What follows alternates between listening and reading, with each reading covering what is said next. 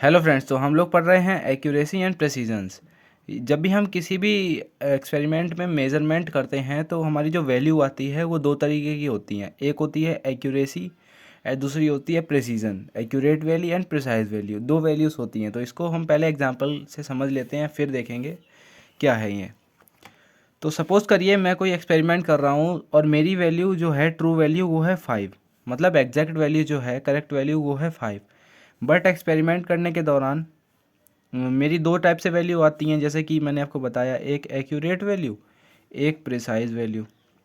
तो जो अगर मैं एक्सपेरिमेंट करने के बाद मेरी वैल्यू 5 आ रही है एग्जैक्ट, या फिर 4.9 समथिंग आ रही है, या फिर 5.1 आ रही है, तो मतलब कि ये बहुत ही ज़्यादा एक्यूरेट है हमारी जो ट्रू वैल्यू है उसके अराउंड।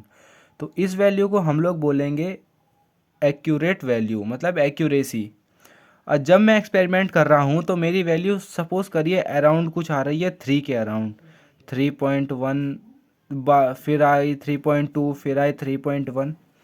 तो कहने का मतलब क्या है कि मेरा फर्स्ट में एक्यूरेट मतलब कि मेरी एकदम ट्रू वैल्यू आ रही थी, और दूसरे में क्या है कि मैं अपनी जो वैल्यू मेज़र कर रहा हूँ वो मेरी एक्यूरेट तो नहीं है बट एक स्पेसिफिक वैल्यू के अराउंड ही आ रही है।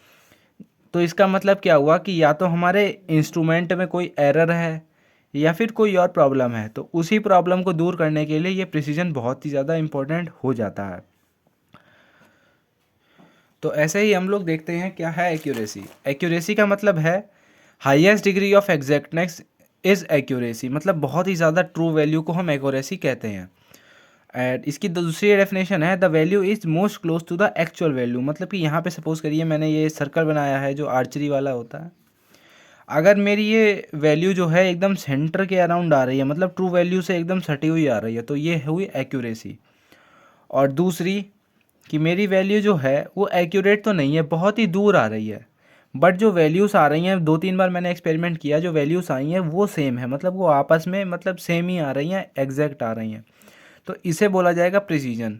बट एक तीसरा केस आ जाता है कि जब मेरी वैल्यूज़ ना तो एक्यूरेट हैं, ये दूर दूर आ रही हैं, और ना ही आपस में पास हैं, क्योंकि जैसे मैंने एक्सपेरिमेंट में आपको बताया था कि कोई आ रही है 3.1, कोई आ रही है 3.2, और सपोज़ करिए तीसरी आ गई 1.2, कोई एक वैल्यू आ रही है 4.5। तो मतलब कि यहाँ पे प्रिसीजन भी नहीं है, मतलब कि यहाँ पे ना तो एक्यूरेसी है ना प्रिसीजन है। तो ये थ्री टाइप्स हो गए आपकी किसी भी एक्सपेरिमेंट की वैल्यूज़ आने के। तो प्रिसीजन आप कंसेप्ट समझ गए हैं, इसकी डेफिनेशन भी देख लीजिए। It is a closeness of two और more measurements to each other. तो जैसे कि यहाँ पे मैंने एग्जांपल में आपको बताया है कि ये जो हैं दो, टू और मोर जो हमने मेजरमेंट्स लिए हैं, इनकी आपस में जो डिफरेंस है वो सेम है।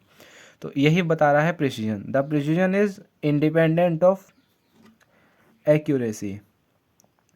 प्रिसीजन लिख दिया, यहाँ पे होगा एक्यूरेसी, मतलब इसका एक्यूरेसी से कोई भी लेना देना नहीं है। ये दोनों ही डिफरेंट डिफरेंट टर्म है। हम किसी भी एक्सपेरिमेंट में एरर को मेज़र करने के लिए प्रिसीजन का यूज़ करते हैं और एक्यूरेसी का भी यूज़ करते हैं। तो वीडियो अच्छी लगी हो तो लाइक करिए, चैनल को सब्सक्राइब कर दिए। Thank you.